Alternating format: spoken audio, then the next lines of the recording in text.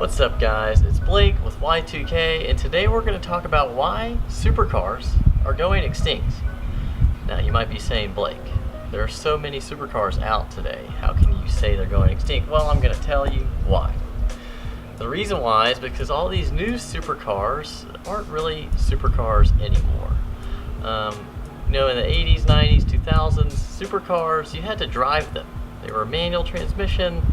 For a long time they didn't have traction control, they didn't have ABS, and for this very reason, all the new supercars that are coming out, there's just so many different makes and models.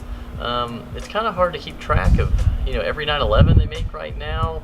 There's like so many different versions of McLarens. There's the S, there's the GT, there's the LT. There's just a lot of different cars going on in the world right now, and 95% of them aren't even stick shift anymore. They've got all these computers that do everything for you, and pretty much, you're just kind of along for the ride. And that's what I mean by how supercars are going extinct today. Because when you look at, the aspect of all the cars out there right now, cars used to be, when they were a supercar, they were rare, they were hard to drive. A lot of them had a gated shifter like the Diablo. Most of them were naturally aspirated. They just were a completely different experience than they are today. They were very limited production. They were all handmade. That's just not what it is anymore, and I'm really worried that if we don't, pass on the legacy of cars like the Diablo and Murcielago and even the old older 80s cars, Countach, Testarossa, but for me 512 TR, I'm really worried that we're going to kind of forget where we came from in the whole supercar world and just the whole car world in general.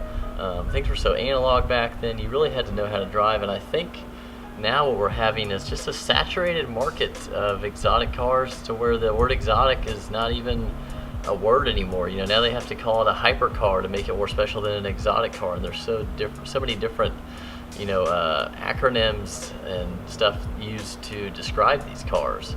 And at the end of the day, most of these manufacturers are owned by bigger subsidiaries. Volkswagen owns Porsche, Audi owns Lamborghini, and Chrysler owned Lamborghini when this car was out, but they didn't have a lot to say about it, near as much as how manufacturers do now. They're all sharing platforms. A Lamborghini Urus is basically an Audi Q7, and so is a Bentley Bentayga, if you want to talk about, super SUVs. An Audi R8 and a Huracan are basically the same thing, give or take, some styling cues, and one has a little more power than the other because they detune the Audi to make it less than the Huracan. So I just kind of feel like, it's just such a saturated deal, and I see so many of them. Like, I see Huracans once, twice a week. I see tons of 911s. I see 911s like I see a Camry, which is sad. And it's great because we're all being exposed to cars more and more, and I think it's getting more people involved, but at the same time it doesn't make it as special as it used to be, especially with the internet now, which obviously I'm thankful for because I'm here making this video talking to you guys about it. But it used to be a lot more special thing to see an exotic car. You had to go to the dealership and look at it. You had to look through a DuPont registry magazine and say, oh, there's a Lamborghini in Miami, I'm going to have to go to Miami to see that car, or, like the Fort Lauderdale toy store, which is, was really big when I was a kid. So it just seems like everything is just so easily accessible in the car world, and now that they're, mass producing exotic cars, it's just kind of crazy to me that literally everyone and their mom and dad owns an exotic car now. It's great because I guess they all get to drive it, but I just don't think an exotic car, so to speak, is something that you see every day. It's something that's really special, and that's how it was when I was a kid, and I just kind of miss those days. And that's what Y2K is all about. It's about remembering the past, but also putting that past into the future by owning a car like this, or even the S600, a true luxury tank of a car.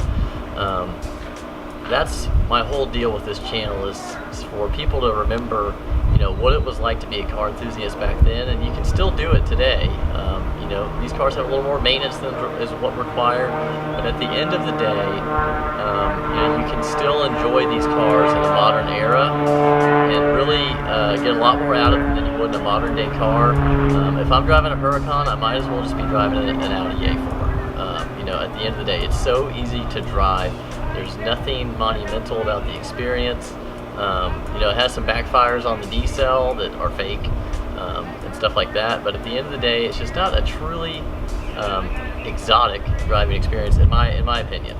I think they're really cool, but at the end of the day, I think it's all about these older cars, and I think that's why everyone is going back to this now, because it's just truly a very special car. And there weren't 3 million different versions of a Diablo. They had like maybe 3 or 4. There weren't a million different versions of a 911 back in the 90s and stuff. It was like you got the 911, Carrera 2, you got a Carrera 4, you got a Turbo, and GT2, and they didn't have a GT3 until the 996. But it was very simple and easy to follow. A luxury car was a luxury car like this. It wasn't trying to be in sport mode. It didn't have paddle shifters. It was a luxury car. Trucks were trucks, and sports cars were sports cars, and exotic cars were like this. So I thought it would be fun to show you. I've got some old toys that my mom gave me from my attic, and I want to show you guys what could possibly happen to these cars here if we don't appreciate them and purchase them and enjoy them. So this is the Jurassic Park compound, and I think we all know what happened at Jurassic Park. This T-Rex here, he's not very happy right now. Things aren't going well. The Stegosaurus, he's just kind of chilling out, and the T-Rex, this guy's not happy. He's trying to escape the cage. All this. So these dinosaurs are like representatives of the past. And you could think of these as the Diablo and the 512TR, Murcielago, 993 air-cooled Carrera, McLaren F1, the Vector, all that stuff. They can all be represented in these fine animals here. And if we aren't careful, they're going to end up just like this, guys, extinct. Everyone's going to be driving around in like an electric car. They're all going to be automatic. There's not going to be any more fossil fuels from these guys, okay? So we all have to work together to preserve the Y2K lifestyle. And by the way, Jurassic Park, epic movie. I'm sure you guys have all seen it. Anyways, guys, that's my short and sweet opinion on why I think supercars are going extinct. They're just so common these days, and I really just miss the days when the cars behind me were a lot more rare to see, and it just made things a lot more fun and exciting.